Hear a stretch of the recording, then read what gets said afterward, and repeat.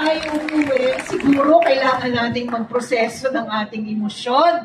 Ang haba ng nilakbay ng ating emosyon sa dulang ito, mula mababa, tatawa, iiyak, medyo maiinis, magagalit. But anyway, katulad nung sinabi ng play sa bandang huli, let's use this space as the in-between. Okay? Let's be a community of in-between wherein we use this space and this time, the next 30 to 45 minutes, 30 minutes na lang, to reflect on what you watch, what you saw, the themes of the play, ask provocative questions, and maybe look for answers if there are answers. Kung wala naman, just raise a very thoughtful messages to our caregivers or nurses or even our parents, the elderly grandmothers, whatever it is that is in between. Okay, so but first, let's call on our panel members. First, our playwright, Liza Magtoto. And our directors, Nina Glustorf and Jamie Catanyag. Yes. And we also have with us Miss Adriana Chu, Coordinator of Pinay Care Workers Transnational. It's a network of trade union care workers from abroad. Okay, so we have a guest also. Okay, so let's just do some warming up with this talk, with this conversation. Balikan ko yung Mentimeter. Okay, show of hands po muna tayo. Sino sa inyo ang may mga kamag-anak na mga nurses abroad? Sige nga, taas ang kamay. Mula sa taas, dito sa baba. Wow, marami-rami. Okay, nurses na kamag-anak na nasa Europe. Patingin. Oh, meron din. Konti na napakonti. Meron bang specifically sa Germany?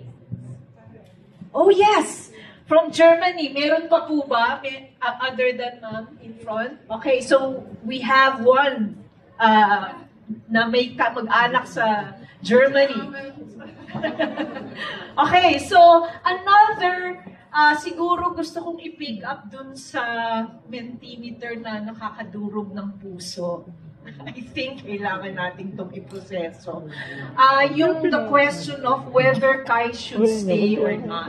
That was a very painful dilemma. For everybody, I guess, yun, narinig nyo naman, di ba?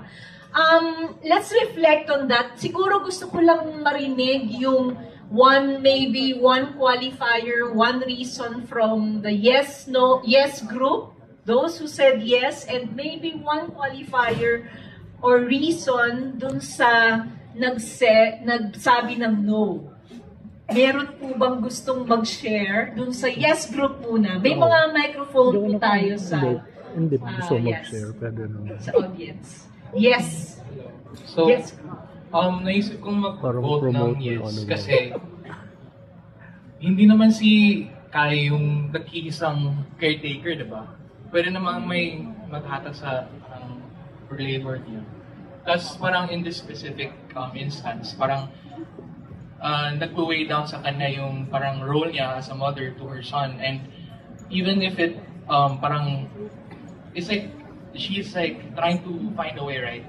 Parang ina-assure niya yung sarili niya na, oh, I'm just gonna find a way. She's not actually thinking logically, but I still feel for her kasi she needs to be there with her son, right? To be there because for a while, it's like all throughout the play, she fears that her son will grow without her, that he's gonna think of her as a stranger. And I think na parang narratively it would serve the story and her own journey as a person or as a character that she would go home.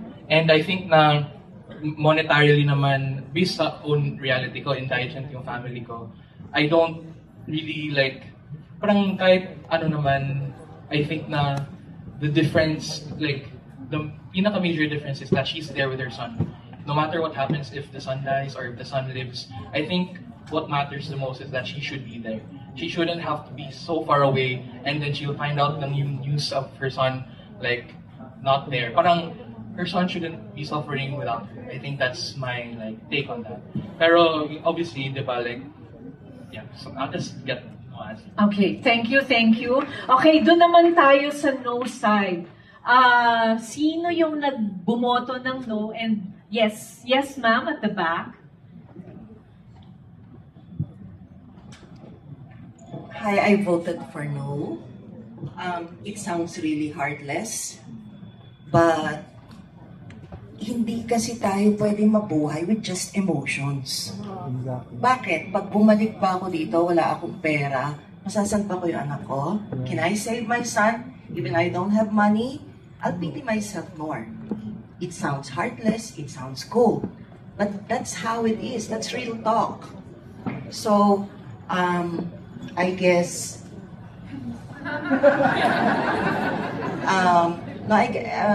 maybe the reason why I speak this way, well, I don't have any relatives who are OFWs, but I belong kasi in the entertainment industry, and you cannot be like a softie. You cannot survive. And I guess the reason why I'm still here is because you really have to make painful choices. So that's just my take. Thank Please you. do not persecute. It's okay. Whoever said yes. Don't